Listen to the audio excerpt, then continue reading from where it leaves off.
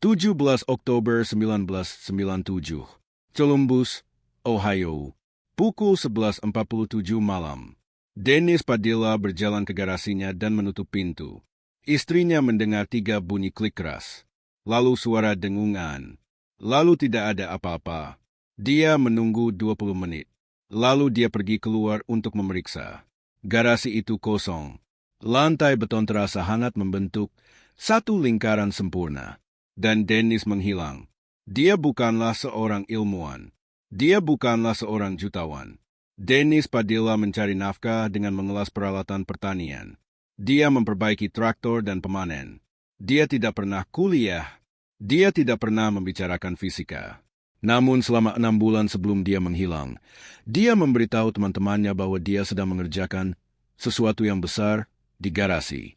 Tidak ada yang percaya padanya. Sekarang, inilah yang ingin saya pikirkan. Jika tetangga Anda memberitahu Anda bahwa mereka membuat mesin waktu di garasi mereka, apakah Anda akan mempercayai mereka? Atau apakah Anda akan tertawa? Tulis jawaban Anda di bawah, karena apa yang terjadi selanjutnya membuat pertanyaan itu jauh lebih sulit untuk dijawab. 4 tetangga melaporkan sesuatu yang aneh malam itu. Seorang mendengar getaran rendah yang dia rasakan di dadanya sebelum dia mendengarnya dengan telinganya. Yang lain melihat cahaya kebiruan kehijauan keluar melalui celah-celah di sekitar pintu garasi. Seorang remaja di belakang properti mengatakan udara di atas atap melengkung seperti gelombang panas di jalan raya. Namun suhu malam itu adalah 47 derajat. Polisi mencari selama 3 minggu. Mereka tidak menemukan mayat. Tidak ada darah. Tidak ada tanda-tanda perkelahian. Hanya seorang pria yang hilang dan lingkaran hangat di lantai beton yang dingin. Kasus itu menjadi dingin. Dennis Padilla menjadi cerita sedih yang dilupakan orang. Hingga 29 tahun kemudian, saat seseorang mengetuk pintu istrinya, dan wajahnya persis seperti dia. Ketika polisi menggeledah garasi Dennis Padilla pada tahun 1997, mereka menduga akan menemukan narkoba atau surat bunuh diri. Sebaliknya, mereka menemukan 14 buku catatan spiral yang ditumpuk di samping kerangka logam yang setengah jadi. Kerangka itu tampak seperti sebuah pintu, tinggi 7 kaki, lebar 3 kaki, terbuat dari pipa tembaga dan baja las. Gulungan kawat melilit setiap batang. Di tengahnya, sebuah pelat aluminium bundar dibawa ke lantai. Titik yang hangat, buku-buku catatan itu mengubah segalanya. Ratusan halaman tulisan tangan yang sangat kecil sehingga Anda memerlukan kaca pembesar. Diagram rangkaian listrik, rumus matematika, dan gambar tentang waktu yang tidak masuk akal bagi para detektif. Dennis menggambarkan waktu sebagai spiral, bukan garis lurus. Setiap putaran spiral adalah lapisan frekuensi yang berbeda. Dia menulis di pinggir, waktu linier adalah ilusi. Masa lalu tidaklah pergi. Ia bertumpuk. Detektif utama menunjukkan buku-buku catatan itu kepada seorang profesor fisika di Ohio State University. Profesor itu mengatakan itu tampak seperti seseorang yang telah membaca buku teks tingkat lanjut dan salah memahami setiap buku tersebut. Namun kemudian dia menunjuk ke satu halaman dan terdiam. Dennis telah menulis sebuah angka, 1,094, dia menyebutnya ambang batas resonansi fase. Di bawahnya, dia menulis, capai frekuensi ini dan kamu dapat melangkah di antara lapisan. Profesor itu mengakui bahwa angka tersebut mendekati konstanta nyata yang digunakan dalam mekanika kuantum teoretis. Tidak persis sama, namun cukup dekat sehingga seorang tukang las tanpa pendidikan seharusnya tidak tahu bahwa konstanta itu ada. Apa yang berikutnya adalah bagian yang tidak pernah diliput oleh sebagian besar berita. Apa yang terjadi ketika polisi melihat kembali buku-buku catatan itu setelah Dennis kembali? Pastikan Anda berlangganan. Karena apa yang mereka temukan akan membuat Anda mempertanyakan segalanya. Polisi menyita semuanya pada tahun 1997. Buku-buku catatan itu tergeletak di loker barang bukti selama 29 tahun. Namun ketika detektif membuka kembali kasus tersebut bulan lalu, mereka menemukan sesuatu yang aneh. Buku-buku catatan itu telah dipinjamkan 3 kali antara tahun 1998 dan 2002. Setiap kali oleh lembaga federal yang berbeda. Tidak satupun dari mereka meninggalkan alasan mengapa. Seseorang sedang memperhatikan garasi Dennis Padilla, jauh sebelum dia kembali. Dan halaman 112 memiliki gambar seorang pria berdiri di luar garasi yang sama. Tanggal yang tertulis di bawahnya adalah 17 Oktober 2026. Hari yang tepat ketika Dennis Padilla kembali. Marta Padilla berhenti menunggu suaminya pada tahun 2004. Itulah tahun dia menandatangani surat-surat. Secara hukum, Dennis dinyatakan meninggal. Dia pindah ke rumah yang lebih kecil di seberang kota. Dia membuang sebagian besar barang-barangnya. Dia tidak memiliki satupun foto dirinya lagi. Jadi ketika teleponnya berdering pada pagi hari tanggal 2 November 2026, dia hampir tidak mengangkatnya. Nomor tidak dikenal. Kode area Columbus. Pukul 8.14 pagi. Dia mengangkatnya. Suara di ujung lain berkata, "Martha, ini aku." Dia memberitahu polisi nanti bahwa dia langsung tahu itu suaminya. Bukan karena suaranya terdengar persis sama, tapi karena cara dia mengucapkan namanya. Irama yang sama. Penurunan lembut yang sama pada suku kata terakhir. Dennis selalu mengucapkan namanya seperti dia mengajukan pertanyaan. Dia bertanya siapa yang menelepon. Dia berkata, "Suamimu, aku kembali." Dia menutup telepon. Lalu telepon berdering lagi. Nomor yang sama. Dia membiarkannya masuk ke pesan suara. Dan apa yang dia dengar di rekaman itu membuatnya menghubungi 911. Pesan suara itu panjangnya 47 detik. Sebagian sulit dipahami karena suara statis latar belakang. Seperti radio yang disetel di antara stasiun. Namun inilah kata-kata yang Marta bersumpah dia dengar. "Aku tahu kamu mengira aku meninggalkanmu. Aku tidak meninggalkanmu. Mesin itu berhasil. Tapi aku tidak bisa kembali ke lapisan yang tepat. Aku sudah berusaha selama 29 tahun. Akhirnya aku menemukan jendelanya lagi. Aku di garasi lama. Tolong datang. Aku tidak tahu berapa lama lapisan ini tetap terbuka." Pikirkan tentang terakhir kali Anda kehilangan sesuatu dan mencarinya berjam-jam.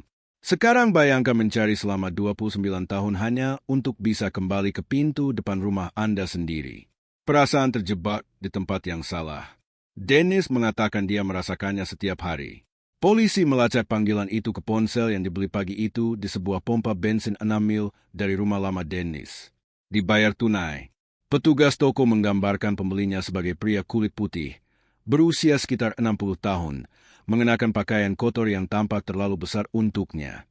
Ketika polisi tiba di garasi lama, bangunan itu sudah ditinggalkan selama 15 tahun. Pintunya digembok dari luar, tidak ada tanda-tanda ada orang yang masuk, tapi gemboknya hangat, dan di dalam, seseorang telah menulis di dinding beton dengan spidol hitam. "Sudah kukatakan aku akan kembali." Polisi menemukan Dennis Padilla 3 hari setelah panggilan telepon itu. Seorang petani melihat dia berjalan tanpa alas kaki di sepanjang jalan pedesaan dalam suhu 40 derajat. Dia tampak bingung, dia tampak lelah, dan dia tampak tua. Sangat tua.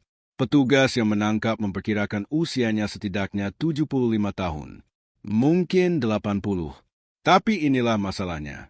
Dennis Padilla menghilang pada tahun 1997 pada usia 48 tahun.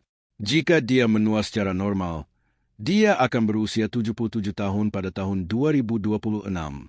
Namun tubuhnya menceritakan kisah yang berbeda. Dokter di Ohio State Medical Center memeriksanya selama 6 jam. Giginya menunjukkan keausan yang konsisten dengan pria berusia akhir 80-an. Kepadatan tulangnya sesuai dengan seseorang yang mendekati 90 tahun.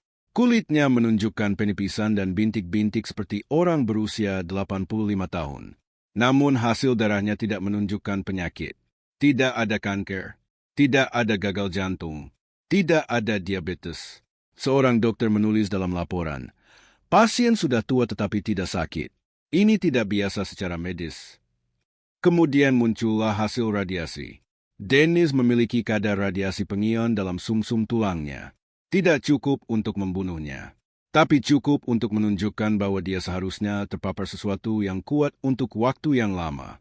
Ahli radiologi membandingkannya dengan seseorang yang bekerja di dalam fasilitas nuklir selama beberapa dekade. Dennis tidak pernah bekerja di dekat material nuklir. Inilah pertanyaan yang hanya bisa Anda jawab jika dokter tidak dapat menjelaskan bagaimana seorang pria menua 15 tahun terlalu cepat tetapi memiliki darah pria sehat berusia 50 tahun. Apa artinya itu? Apakah dia berbohong? Apakah dia sakit? Atau apakah sesuatu benar-benar terjadi padanya yang belum dipahami sains? Ketika dokter bertanya kepada Dennis di mana dia berada selama 29 tahun, dia memberikan jawaban yang sama setiap saat. Saya di sini. Hanya di lapisan yang berbeda. Waktu bergerak berbeda di sana. Seorang psikiater mendiagnosisnya dengan gangguan delusi. Tetapi 3 dokter lainnya menolak untuk menandatangani diagnosis itu. Mereka mengatakan ingatannya terlalu jernih. Garis waktunya terlalu konsisten. Dan penanda fisiknya tidak cocok dengan kondisi apapun yang diketahui. Dennis memberitahu seorang perawat sesuatu yang tidak masuk ke dalam laporan resmi. Dia berkata, 29 tahun bagiku terasa seperti 1000 tahun. Tapi aku bisa melihat kalian sepanjang waktu. Kalian semua bergerak seperti bayangan di balik kaca. Aku berteriak, kalian tidak bisa mendengarku. Lalu dia meminta pensil dan kertas. Dia menggambar sebuah spiral. Spiral yang sama dari buku catatannya tahun 1997. Lalu dia melingkari sebuah tanggal. 17 Desember 2026. Dia berkata, itulah jendela berikutnya. Mesinnya masih berfungsi. Ada sebuah pertanyaan yang menggantung di seluruh cerita ini. Wartawan tidak akan mengatakannya di depan kamera. Polisi tidak akan memasukkannya ke dalam laporan resmi. Tetapi semua orang yang mengikuti Dennis Padilla memikirkan hal yang sama. Jika dia benar-benar membuat mesin waktu di garasinya. Jika dia benar-benar melompat ke lapisan fase lain dan menghabiskan 29 tahun mencoba untuk kembali. Dan jika dia benar-benar percaya mesin itu masih berfungsi, lalu siapa yang menyalakannya agar dia bisa kembali? Pikirkan ini dengan hati-hati. Dennis menghilang pada Oktober 1997. Mesin itu ada di garasinya. Polisi menyitanya. Mesin itu tergeletak di loker barang bukti selama hampir 3 dekade. Dennis tidak ada di sana untuk menjalankannya. Jadi bagaimana dia bisa kembali? Ketika seorang wartawan lokal menanyakan pertanyaan ini kepada Dennis melalui kaca di fasilitas kesehatan mental, dia tidak menjawab untuk waktu yang lama. Lalu dia tersenyum. Bukan senyum bahagia. Senyum lelah. Jenis senyum yang diberikan seseorang ketika mereka mengetahui sesuatu yang tidak Anda ketahui. Dia berkata, saya tidak menyalakannya dari sisi ini. Lalu dia menolak untuk mengatakan apapun lagi. Apa yang dia katakan selanjutnya adalah bagian yang tidak akan diputar oleh stasiun berita manapun untuk Anda. Itu terlalu aneh, terlalu sulit dipercaya. Tapi pastikan Anda berlangganan, karena rekaman penuh percakapan itu akan segera dirilis. Inilah arti dari pernyataan itu. Jika Dennis mengatakan yang sebenarnya, seseorang di sisi lain, di lapisan manapun dia perangkap, membantunya kembali. Entah itu orang lain, atau mesin itu aktif dengan sendirinya, atau sesuatu yang lain sama sekali. Tapi ada kemungkinan lain. Satu kemungkinan yang sedang diselidiki polisi secara diam-diam. Bagaimana jika Dennis tidak pernah pergi sama sekali?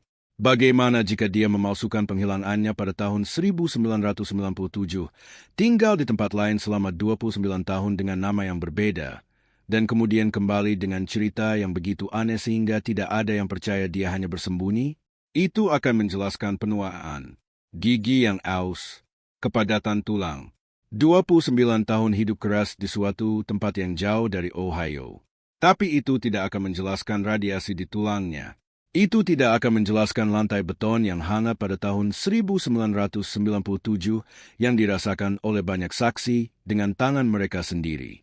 Dan itu tidak akan menjelaskan buku-buku catatan itu, khususnya halaman 112 dengan gambar seorang pria berdiri di luar garasi pada hari tepat dia kembali. Negara bagian menahan Dennis di fasilitas kesehatan mental, tetapi seorang hakim memerintahkan sidang baru pada tanggal 17 Desember.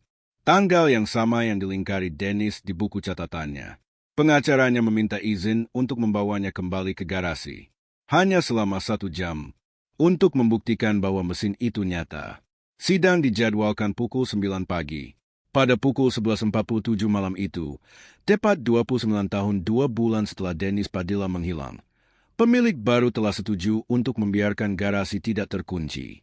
Untuk berjaga-jaga, garasi Padilla yang lama masih berdiri. Hampir tidak, atapnya melengkung.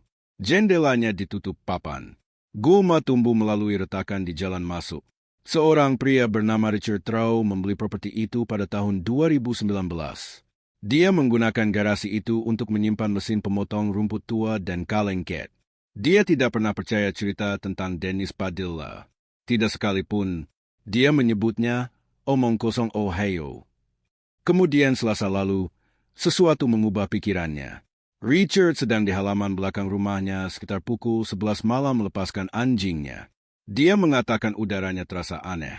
Berat, seperti sebelum badai petir. Tapi langit cerah. Anjingnya berhenti di batas properti dan menolak mendekati garasi. Saat itulah dia mendengarnya. Sebuah dengungan rendah. Berasal dari dalam gedung. Richard berjalan ke pintu garasi. Gemboknya masih terpasang. Pintunya masih tertutup. Tapi logamnya terasa hangat saat disentuh. Dia berdiri di sana dengan tangannya di gembok itu, mencoba memutuskan apakah dia harus memanggil polisi atau lari kembali ke dalam. Dia lari. Ketika petugas tiba 20 menit kemudian, dengungan itu hilang. Gemboknya dingin. Mereka memberitahu Richard bahwa dia mungkin mendengar unit hafak tetangga. Tapi Richard tidak memiliki tetangga dekat. Dan suhu malam itu 47 derajat. Suhu yang sama dengan tanggal 17 Oktober 1997. Tapi cerita ini tidak berakhir di sini. Apa yang ditemukan polisi ketika mereka kembali ke loker barang bukti minggu lalu terkait dengan sesuatu yang bahkan lebih aneh. Mesin kedua yang tidak diketahui keberadaannya oleh siapapun. Dan video itu sudah menunggu di saluran ini. Inilah yang dikatakan Dennis Padilla kepada pengacaranya dalam pertemuan pribadi minggu lalu. Pengacara itu membocorkan sebagian isinya. Dennis mengatakan mesin itu tidak perlu dinyalakan seperti yang orang pikirkan. Dia mengatakan begitu mencapai ambang batas resonansi fase pada tahun 1997, mesin itu menciptakan koneksi permanen antar lapisan, seperti pintu yang tidak pernah tertutup sepenuhnya. Dia mengatakan mesin itu telah berdengung dalam mode siaga selama 29 tahun. Menunggu, dan inilah bagian yang membuat pengacara itu terdiam. Dennis mengatakan dia tidak membangun mesin itu sendirian. Dia mengatakan idenya datang kepadanya secara bertahap. Awalnya mimpi, lalu instruksi yang jelas. Dia mengatakan sesuatu di sisi lain menginginkannya membangun mesin itu, dan hal yang sama menginginkannya kembali. Dia tidak akan mengatakan apa benda itu, atau dulu apa, atau nanti akan menjadi apa. Sidang dijadwalkan pada 17 Desember pukul 9 pagi. Dennis Padilla akan berjalan ke ruang sidang itu. Seorang hakim akan memutuskan apakah dia mendapatkan 1 jam di dalam garasi lamanya. Pemilik baru telah setuju untuk membiarkan pintu tidak terkunci pada pukul 11.47 malam itu. Dia mengatakan dia ingin tahu apakah dengungan itu kembali. Dia mengatakan dia ingin tahu apakah Dennis mengatakan yang sebenarnya. Tapi yang paling penting, dia mengatakan dia ingin tahu apa yang terjadi ketika seorang pria yang mengaku telah melakukan perjalanan melintasi waktu berdiri di dalam mesin yang membawanya pergi. 17 Desember tinggal 11 hari lagi. Garasi itu menunggu, dan di suatu tempat, di lapisan yang tidak dapat dilihat oleh sebagian besar dari kita, sesuatu sedang berdengung kembali.